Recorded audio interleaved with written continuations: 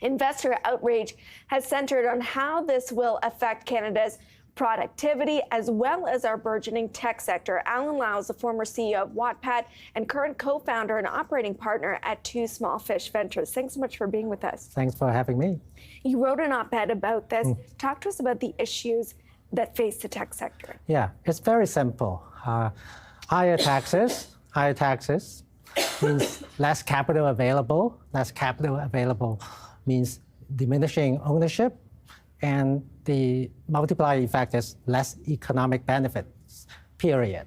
So it's so obvious to everyone, Canadians should own a significant piece of great Canadian companies. It's so obvious. And now we are giving away our grand prize, the great Canadian ownership of great Canadian companies to foreign countries. Okay, so I hear this argument. We've now had basically a month to sit with it. Yep. We have another month until it's implemented. Have we seen any consequence? I mean, are you talking with companies, because you're a VC now, who are looking at possibly leaving? Yeah, well, perhaps let me summarize in one word. Well, let me summarize it in a few words. Loss of anger. Because we all collectively feel like the policymakers are forgetting the fact that we are entering a new era. We are transitioning from the industrial age to the information age. We are transitioning from tangible assets to intangible assets.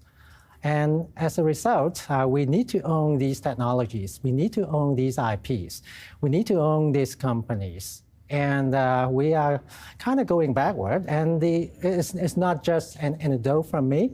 I have all the facts and survey results to back me up. For example, a recent survey, which was done after the tax change announcement, 95%, I repeat, 95% of the founders believe that Canada is not the best place to grow the company. The numbers don't lie. I want to talk about how significant that sea change is, because you have a view as a Canadian entrepreneur who sold your business to, for a long time there was this, come on home, this repatriation of tech talent, but also tech dollars. And would you say that that's meaningfully dented that initiative?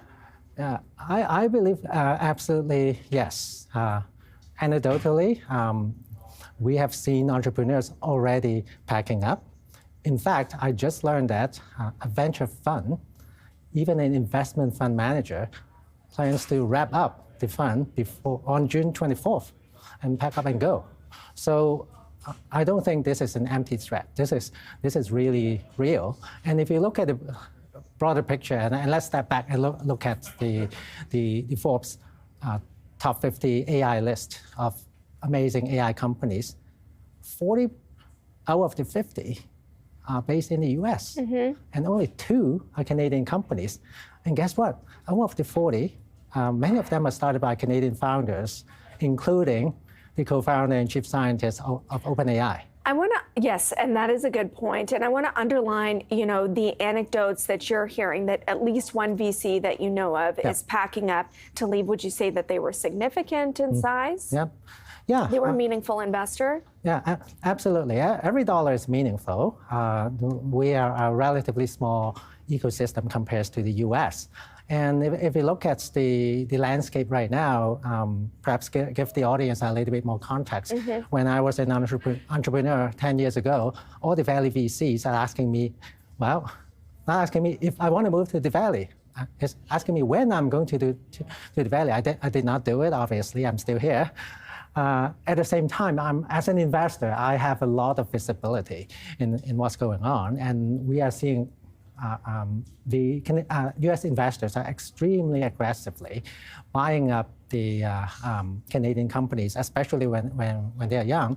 In many cases, we are my firm is the only Canadian investors in those rocket ships. And I think this is pretty like five alarm fire situation. And in the conversations that you've been having, because you say it's 5-alarm fire, do you feel like the message is resonating? And I say that because shortly after the budget was tabled, Chrystia Freeland met with a bunch of tech executives. And after that meeting, almost doubled down on why they're doing that. And then, Alan, the conversation comes up about paying your fair share. You sold your company, right, for $800 million.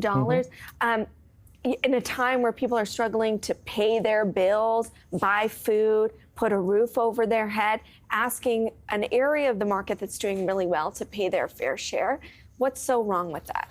Well, you know, if we look at kind of repeating what I said, ultimately, the economic benefits, because of the diminishing ownership, is going to be reduced.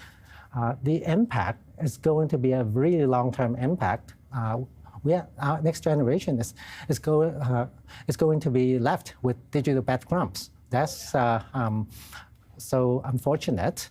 And when I step back and look at the situation, I don't want to really comment on the innovation policy or policies in general, because I'm not a policymaker. At the same time, I would say, as an experienced leader, would know this, whether be it a leader in government, in nonprofits, or for-profits, the first thing to do is to make sure the house is in order.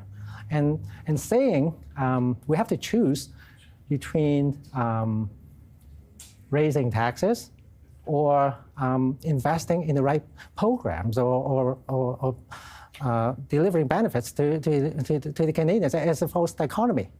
And I just want to give a final point on this. The government has been very clear this doesn't affect that many people. It only affects 0.13%, 40,000 people. And obviously you take issue with that assessment. Yeah, absolutely. I think the number is right. I think the quoted number is 0.13%. But what's wrong is 0.13% are going to be unaffected, not 0.13% affected, period. All right.